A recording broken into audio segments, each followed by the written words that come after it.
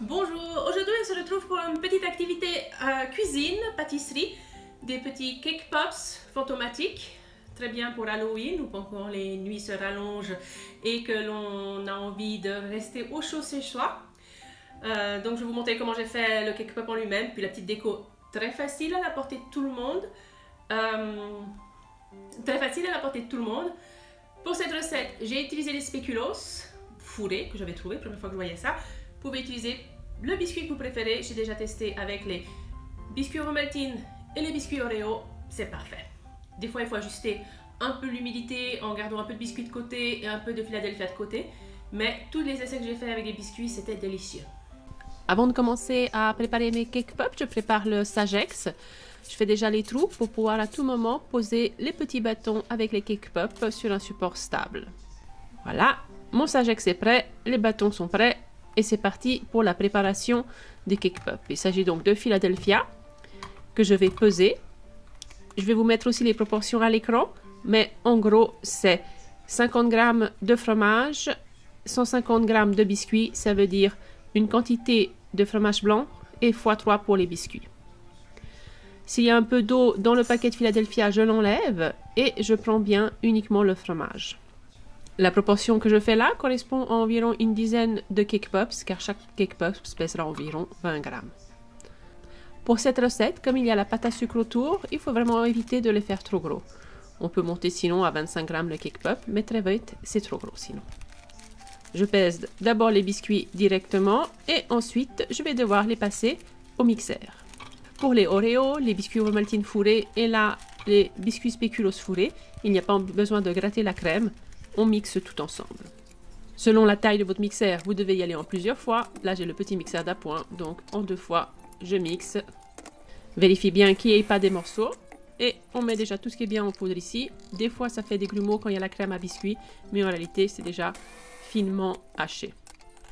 Ma poudre de biscuit d'un côté, mon Philadelphia de l'autre, et je vais mélanger. Mais là, avant de mélanger, ce que je fais, c'est que je réserve une cuillère à café environ de poudre de biscuit de côté. Du Philadelphia, j'en ai encore au frigo, mais la poudre, j'en réserve juste une petite quantité pour au cas où il faille ajuster à la fin, pouvoir le faire.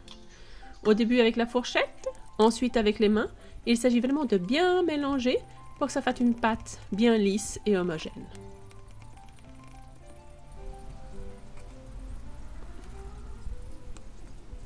Voilà, les mains bien propres et on y va avec les mains.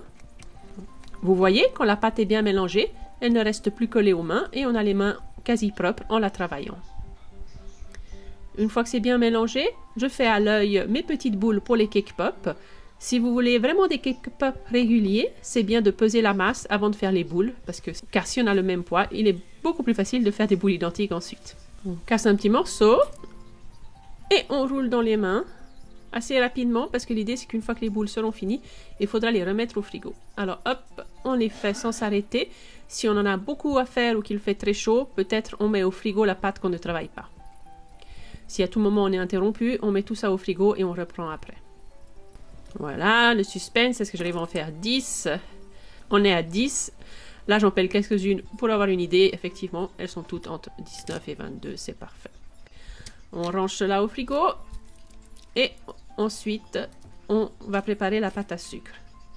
Idéalement, quand même, avant de faire le montage, il faudrait que ça reste une petite demi-heure au frigo, histoire d'être un peu plus rigide.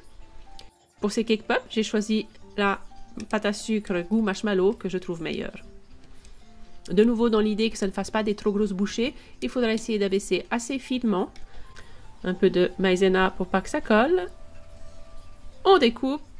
Au niveau de la longueur du drap du fantôme, entre guillemets, moi je les ai fait assez courts, mais si vous voulez plus cacher le cake pop, vous pouvez faire plus long. Donc on abaisse finement la pâte à sucre, on la coupe à l'emporte-pièce et on va chercher les cake pop pour commencer le montage. J'aime bien abaisser la pâte à sucre, la couper et mettre assez rapidement sur le cake pop pour qu'elle soit bien encore malléable. Là, je m'ennuie pas trop, je plante le bâtonnet directement dans le cake pop. Je vise à ce qu'il soit environ à moitié dans la masse. Si vous avez peur que la boule tombe, on peut aussi tremper le bâtonnet avant dans l'enrobage fondu pour qu'il serve de seau et que ça bouge moins. mais là j'ai fait une version extra rapide. Voilà, ils sont tous posés sur notre Sagex. Et maintenant, il s'agira de faire les yeux si vous le souhaitez. Vous pouvez utiliser, selon vos préférences, des yeux tout faits, par exemple. Là, on voit ceux de Wilton. Ou bien les dessiner avec un feutre. Là, j'ai choisi le feutre épais de chez Sugar Flair que je trouve sympathique. Pour vous faciliter la tâche, vous pouvez remettre une demi-heure, voire 1 heure les Cake Pop au frigo avant de faire les yeux pour que la pâte à sucre soit plus rigide. Ils sont prêts à servir. Profitez-en avec votre famille, vos amis ou les enfants du quartier.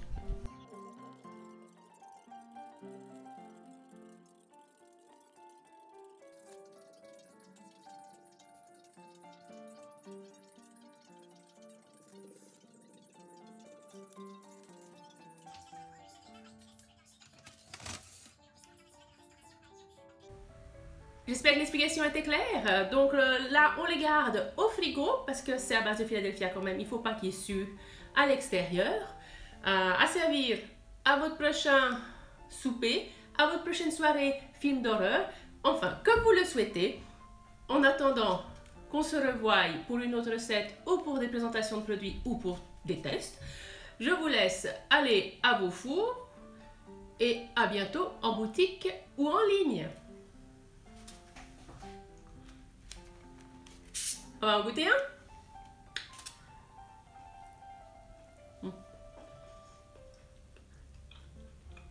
C'est bien de ne pas les faire trop gros.